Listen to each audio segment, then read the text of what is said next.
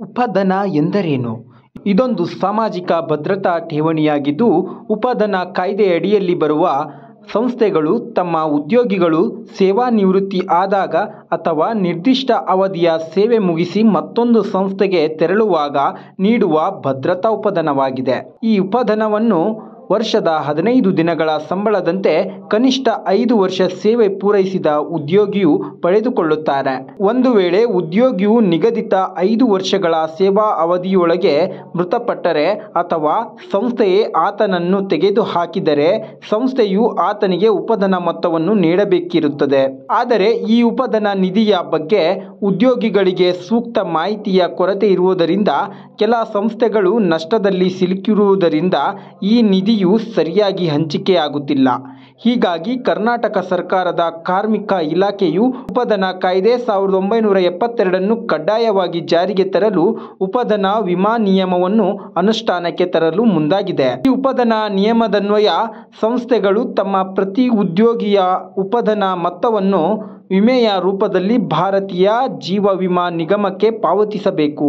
ಒಂದು ವೇಳೆ ಉದ್ಯೋಗಿಯೇ ಮೃತಪಟ್ಟರೆ, ಸಂಸ್ಥೆಯೇ ದಿವಾಳಿಯಾದರೆ ಈ ವಿಮೆಯ ಮೂಲಕ ಆ ಉಪನಿಧಿ ಅರ್ಹ ಉದ್ಯೋಗಿಗೆ ದೊರೆಯುತ್ತದೆ. ಇದರಿಂದ ಯಾರಿಗೆಲ್ಲ ಅನುಕೂಲವಾಗಲಿದೆ? ಇದರಿಂದ ರಾಜ್ಯದ ಲಕ್ಷಾಂತರ ಕಾರ್ಮಿಕರಿಗೆ ಅನುಕೂಲವಾಗಲಿದೆ. ಉಪಧನ ಪಾವತಿ ಕಾಯ್ದೆ 1972 ಏನಿದು? ಉಪಧನ ಪಾವತಿ ಕಾಯ್ದೆ 1972 ಇದೊಂದು ಸಾಮಾಜಿಕ ಭದ್ರತೆಯ ಕಾಯ್ದೆಯಾಗಿದೆ. ಈವರೆಗೆ ಇದರ ಬಗ್ಗೆ ಯಾಕೆ ಬೆಳಕು ಚೆಲ್ಲಲಾಗಿಲ್ಲ? ಇದರ ತಿಳುವಳಿಕೆಯ ಕೊರತೆಯಿಂದಾಗಿ ಹಾಗೂ ಇತರೆ ಹಲವು ಸಾಮಾಜಿಕ ಕಾರಣಗಳಿಂದ ಇದರ ಪ್ರಯೋಜನೆ ಪಡೆಯಲು ಸಾಧ್ಯವಾಗಿಲ್ಲ. ಈ ಕಾಯ್ದೆ ಅನ್ವಯ ಕಡ್ಡಾಯವಾಗಿ ಉಪಧನ ವಿಮೆ ಯೋಜನೆಯನ್ನು ರಾಜ್ಯದಲ್ಲಿ ಜಾರಿಗೆ ತಂದಲ್ಲಿ ಲಕ್ಷಾಂತರ ಕಾರ್ಮಿಕರಿಗೆ ಅನುಕೂಲವಾಗಲಿದೆ. ಈ ಕಾಯ್ದೆ ಎಂತಹ ಸಂದರ್ಭದಲ್ಲಿ ಸಹಾಯಕ್ಕೆ ಬರಲಿದೆ? ಈ ಕಾಯ್ದೆಯನ್ನು ಜಾರಿಗೆ ತಂದಲ್ಲಿ ಉದ್ಯೋಗದಾತರ ಸಂಸ್ಥೆಯು ಯಾವುದೇ ಕಾರಣದಿಂದ ಮುಚ್ಚಿದ್ದಲ್ಲಿ, ಆರ್ಥಿಕವಾಗಿ ನಷ್ಟ ಅನುಭವಿಸಿದರೆ ಅಥವಾ ಇನ್ಯಾವುದೇ ಕಾರಣದಿಂದ ದಿವಾಳಿಯಾದರೆ ಕಾರ್ಮಿಕರ ಉಪಧನವನ್ನು ಸುರಕ್ಷಿತವಾಗಿಸಲು ಅನುಕೂಲವಾಗಲಿದೆ. ರಾಜ್ಯ ಸರ್ಕಾರ ಏನೇನು ಕ್ರಮ ಕೈಗೊಳ್ಳಲಿದೆ?